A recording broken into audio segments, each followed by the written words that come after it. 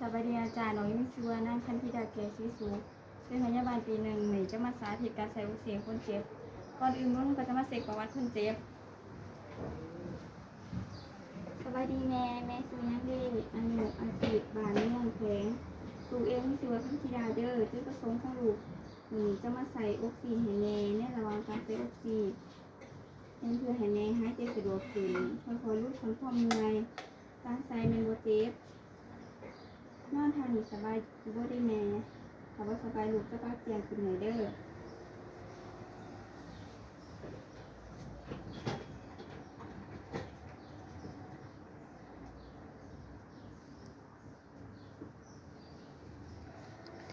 ถาแป๊บนึงเด้อแม่เดี๋ยวลูกไปเตรียมอุปกรณ์ก่อน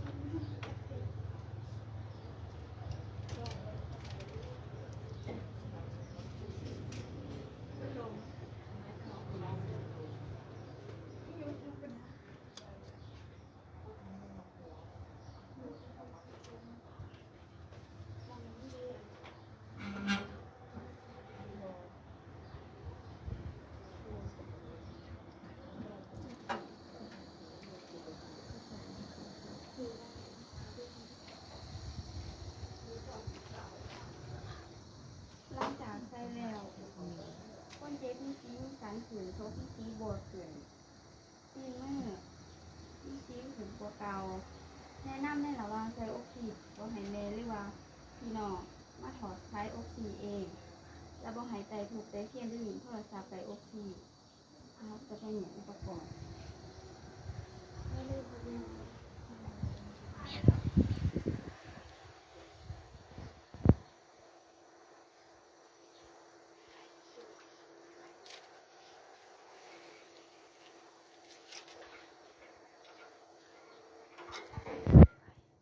หลังจากนั้นก็จะมาจดบันทึกใส่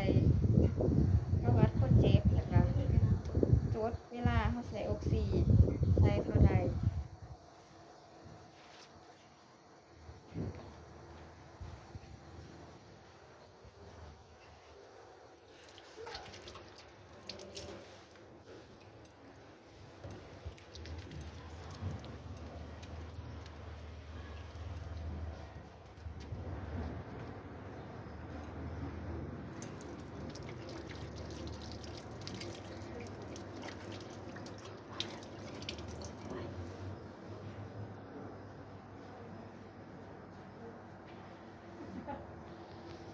การสาธิตการใช้ออกซิเจนคุณเจ็บปวดเพียงแค่นี้พอ